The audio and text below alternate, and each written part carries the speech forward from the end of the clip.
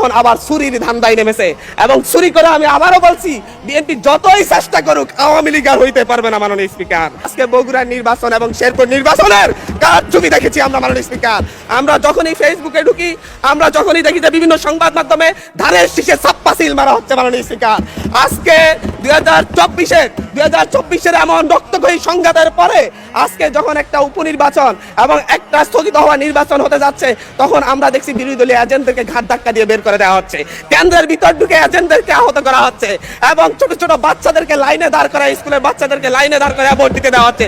এর সাইডে নির্লজ্জতা আর কি আছে? মাননীয় স্পিকার, এর মধ্য দিয়ে মূলত আরেকবার বাংলাদেশকে সংকটে ফেলা হচ্ছে।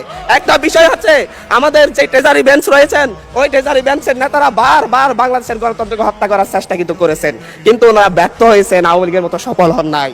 1994 সালের মাগুরার নির্বাচনের মধ্য দিয়ে ওনারা চেষ্টা করেছিলেন একতরফা নির্বাচন করে টিকে থাকতে। 1996 সালে একতরফা একটা নির্বাচন করেছিলেন, 12 দিনের মাথায় জনগণের চাপে সরকার থেকে পদত্যাগ করে তত্ত্বাবধায়ক সরকার ব্যবস্থা দিতে হয়েছিল। আবার 2006 সালে এসে বিচারপতির 2 বছর মেয়াদ বাড়িয়ে তারপর আবার ক্ষমতায় থাকার বন্দী করেছিলেন, কিন্তু বাংলাদেশের জনগণ সেই সুযোগ দেয় নাই। চুরি করা যায়, কিন্তু চুরি করে সেটা হজম করা যায় না, যেটা আওয়ামী লীগ করেছে। মাননীয় স্পিকার, ঠিক একইভাবে 2024 সালে এসে এখন 2026 সালে এসে এখন আবার চুরির ধান্দায় নেমেছে এবং চুরি করে আমি আবারও বলছি বিএনপি যতই চেষ্টা করুক আওয়ামী লীগ আর হইতে পারবে না। মাননীয় স্পিকার, আমরা ভোটাধিকার নিয়ে কথা বলবো, আমরা ঘুমের অধ্যাদেশ নিয়ে যখন কথা বলি যে হচ্ছে ঘুমের অধ্যাদেশ কেন বাতিল করা হচ্ছে, তখন ট্রেজারি বেঞ্চের মন্ত্রী দাঁড়ায় বলে আমাদের স্বরাষ্ট্রমন্ত্রী অনেকদিন ঘুমছিলেন, আমরা কি ঘুমের বেদনা বুঝি না? আমাদের মাননীয় প্রধানমন্ত্রী এত নির্যাতন ছিলেন, আমরা কি বুঝি না ঘুমের বেদনা? শেখ হাসিনার মতো স্বজন হারানোর বেদনা এত বেশি বুঝেন, কিন্তু এই ঘুমের অধ্যাদেশ, ঘুমের তদন্ত করতে হলে আপনাদের সরকারি কর্মচারীর বিরুদ্ধে তদন্ত করতে হলে সরকারেরই অনুমতি লাগবে, সেই আইন করে যাচ্ছেন। আবার বলতেছেন যে হচ্ছে সরকারি কোনো গোপনীয়তার জন্য কাউকে গুম করা হলে সেটা গুম হিসেবে যেন বিবেচনা করা না হয়।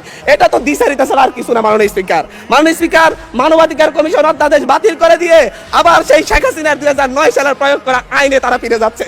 শেখ হাসিনা খারাপ, আওয়ামী লীগ খারাপ, সবকিছুই খারাপ, কিন্তু আওয়ামী লীগ ক্ষমতায় থাকার জন্য আওয়ামী লীগের যত বিধান আছে, নিয়ম নীতি আছে, সবগুলাই আজকে কি ভালো হয়ে যাচ্ছে। মাননীয় স্পিকার, কিন্তু অভ্যুত্থান পরবর্তী যে মানবাধিকার অধ্যাদেশ, যেটাকে সকলেই গ্রহণ করেছে, সেই অধ্যাদেশকে তারা বাতিল করে ফায়ে ছুঁড়ে ফেলে দিয়ে মূলত জাতির সাথে প্রতারণা করছে। মাননীয় স্পিকার, এই জায়গায় আজকে সুপ্রিম কোর্ট সচিবালয় অধ্যাদেশ বাতিল করে দিয়েছে।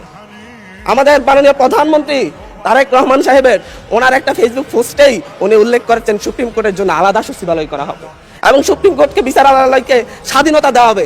আজকে আইসা বলতেছে সুপ্রিম কোর্ট সচিবালয়ের কোনো দরকারই নেই, কোনো প্রয়োজনীয়তা নাই। এখন যদি বলি যে হচ্ছে আমরা বিচার বিভাগের স্বাধীনতা চাই, 28 জন বিচারককে শোকজ করা হয়েছে তাদের অভ্যন্তরীণ মেসেঞ্জার গ্রুপে শুধু আলাপ আলোচনা করার কারণে।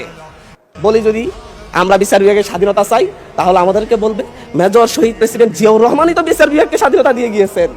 আমরা তো এই বিচার বিভাগের স্বাধীনতার জন্য এতদিনের লড়াই, আজকে আসা টুটি চেপে ধরা হচ্ছে বিচার বিভাগের। মাননীয় স্পিকার,